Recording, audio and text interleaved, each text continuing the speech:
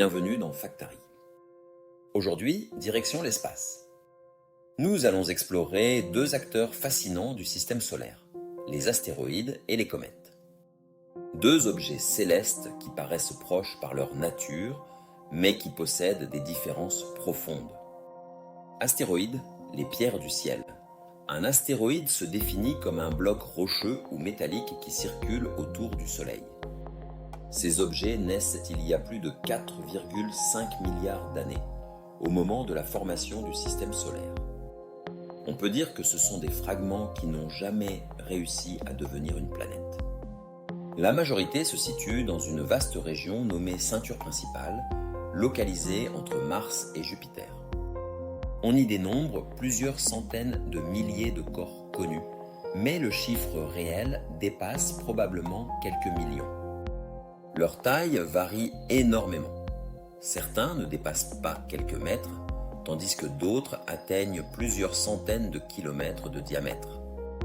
Le plus grand se nomme Cérès, avec environ 940 km de diamètre.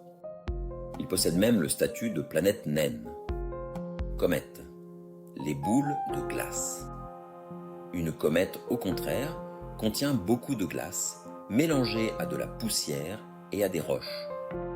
Elles viennent de régions plus éloignées du Soleil, principalement la ceinture de Kuiper et le nuage de Oort, situé bien plus loin encore. Lorsqu'une comète s'approche du Soleil, la chaleur fait fondre une partie de sa glace.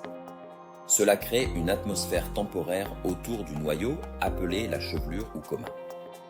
De plus, le vent solaire repousse la poussière et les gaz, ce qui produit une queue lumineuse. Cette queue peut s'étendre sur des millions de kilomètres et elle pointe toujours à l'opposé du Soleil.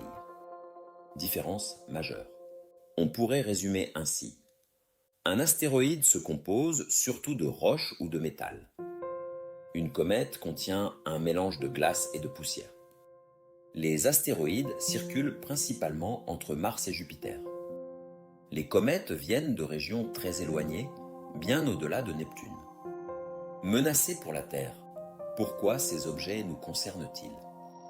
Parce qu'un impact avec la Terre peut avoir des conséquences dramatiques. On connaît l'exemple le plus célèbre, la disparition des dinosaures il y a environ 66 millions d'années. Un astéroïde de 10 km de diamètre percuta la région actuelle du Yucatan, au Mexique. L'explosion libéra une énergie colossale, équivalente à plusieurs milliards de bombes atomiques. Les conséquences furent planétaires, poussière dans l'atmosphère, obscurité prolongée, refroidissement global, puis effondrement de nombreux écosystèmes. Aujourd'hui, les agences spatiales surveillent en permanence le ciel.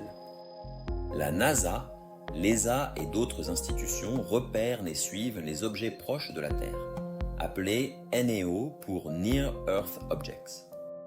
Le but consiste à identifier les menaces à l'avance et à réfléchir à des solutions de déviation.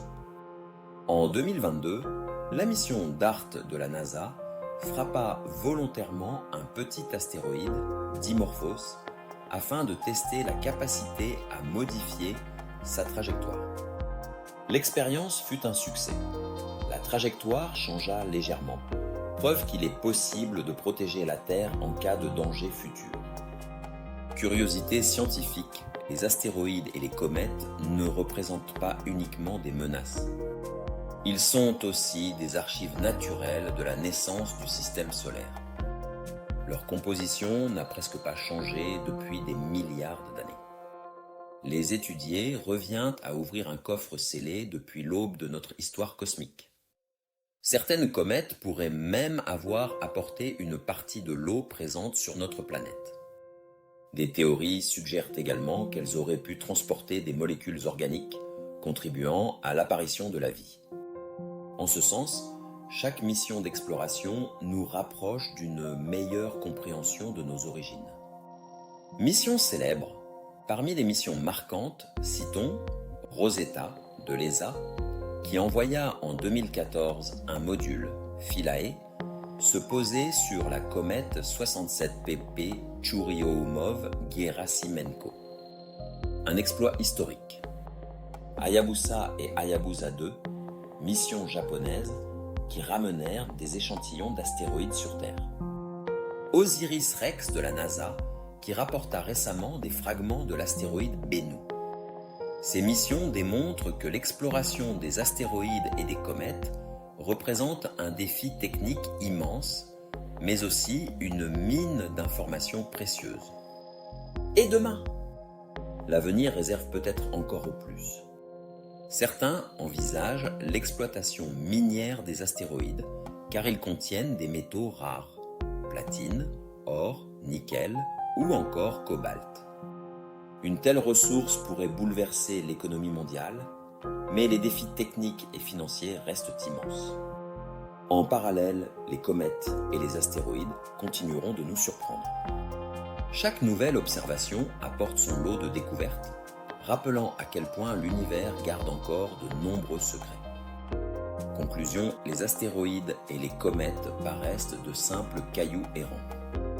Pourtant, ils symbolisent bien plus: une menace potentielle, une clé pour comprendre nos origines et peut-être un futur trésor à exploiter. L'espace n'a pas fini de nous étonner. Et chaque fragment de roche ou de glace qui circule là-haut raconte une partie de l'histoire du cosmos. Merci d'avoir suivi cet épisode de Factari. Si vous aimez découvrir l'univers et ses mystères, pensez à vous abonner. À très bientôt pour un nouveau voyage. Si cette vidéo vous a plu, n'oubliez pas de mettre un pouce bleu, de vous abonner pour ne rien manquer et de partager autour de vous. Ça aide énormément la chaîne à grandir. Merci et à très bientôt pour une nouvelle vidéo Factari.